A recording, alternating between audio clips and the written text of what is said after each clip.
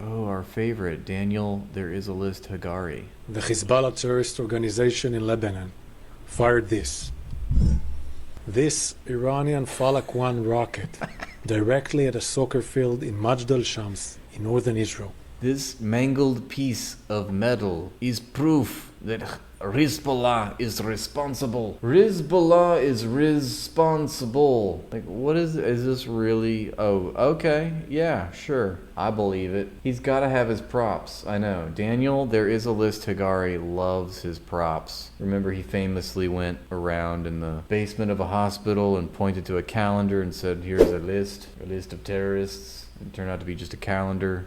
He's the prop man. He's like Gallagher for Israel. He's like Israel's Gallagher. He's always got props in his hand. 12 innocent children playing soccer. Oh God. Here's the appeal. The emotional plea. Here comes the emotional plea. Let me pull on those heartstrings. 12 innocent children. And it's even more grotesque that we know that it was literally an Iron Dome misfiring. They're gonna weaponize that and politicize that to use against their enemies. It's really weird that the families of these children that were slaughtered hate you. On a Saturday evening, were murdered as this rocket containing 53 kilograms of explosives hit the field. Hezbollah claimed they were not responsible for the attacks. This is a lie. The evidence is irrefutable. The rocket itself, as Hezbollah is the only... Oh, look, they have a little inset here just to make sure that you guys know. It has to be true. He picked that up from the soccer field itself. We know that for sure. Hezbollah is officially recognized as a terrorist organization by over 20 countries around the world, including 20 countries? Wait, only 20 countries? Terrorist organization by over 20 countries around the world.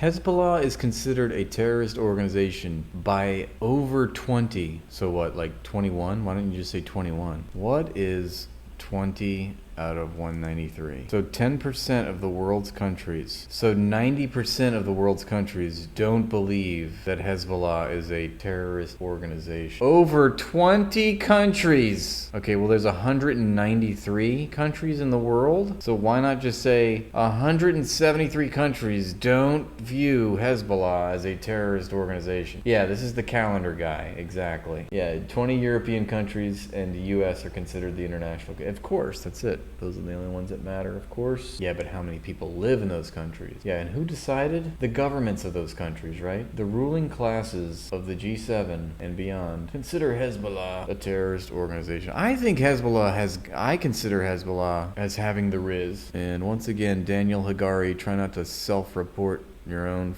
ignorance. You little dweeb. Including the United States, the United Kingdom, and Germany. It is responsible for deadly terror attacks in Lebanon. Including the United States, the United Kingdom, and Germany. Those are the only three countries that really matter. Israel and around the world. Hezbollah is a global terror organization that poses a global threat. Their ongoing aggression and attacks are dragging the region into a wider escalation. As we have said many times, while we prefer to resolve hostilities without a wider war, we remain fully prepared for any scenario. As we have recently proven, Israel knows how to deal with those threats and how to respond. Israel is definitely not shitting and farting their pants right now, okay? Israel is completely in control. It's not like they have to get up in front of the cameras every day and do all this damage control for their PR campaigns. Projection. Just today, threats were made by terrorists in the region. We are facing many threats from the region. And I also wonder, why do they say 7 fronts? Is like, we all know like 7 is the magic number, right? Israel is so malicious and biblically coded. Like everything they do, they invoke like the Old Testament, you know?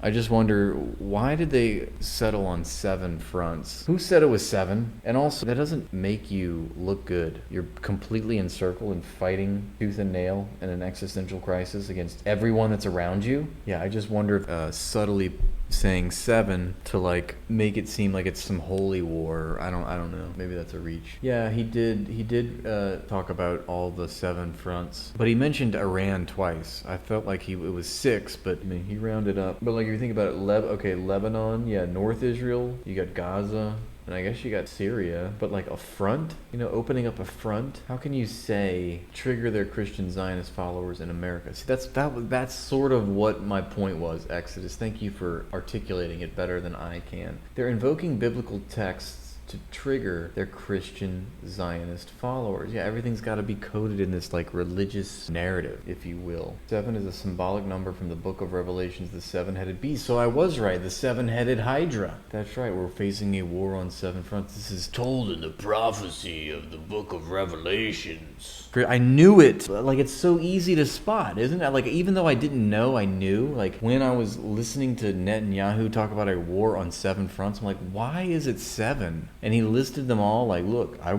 spent my time thinking about all the ways that we're being attacked. As if that's not a huge tell, right? As if you're not, like, self-reporting the fact that you are a belligerent outpost for U.S. imperialism and you don't belong in that region of the world to begin with. But now you've got to invoke the Bible to justify and to paint this as if it's some holy war that you're fighting that has been foretold in the prophecy in the book of Revelations, the 7-headed Hydra. I knew it! 6-day war, then 1 day of rest. You gotta rest on the 7th day. The Sabbath. It's using these biblical dog whistles. Thank you, Pyrie. Biblical dog whistles, that's it. To incite the Zionist Christians into emptying their wallets, right? We need you more now than ever. We're facing the 7-headed Hydra. Yeah, or Marvel Comics. Whatever you need to do to justify your fucking ethnic cleansing. Whatever you gotta do. Whether it's Marvel Comics or Revelations, whatever. 7-headed dragons, 7 trumpets, 7 seals, 7 days, 7 angels, 7 plagues, 7 little acorns on my father's branch. Throughout the war, we have proven our determination and resilience. We know how to defend ourselves. We know how to defend ourselves. Yes, we do.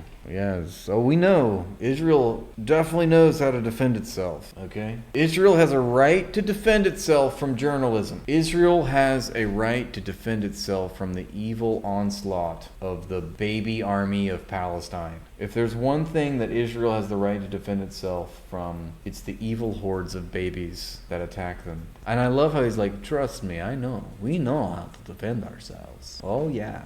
We are very good defenders of ourselves, and we will always defend ourselves. We have strong offensive capabilities.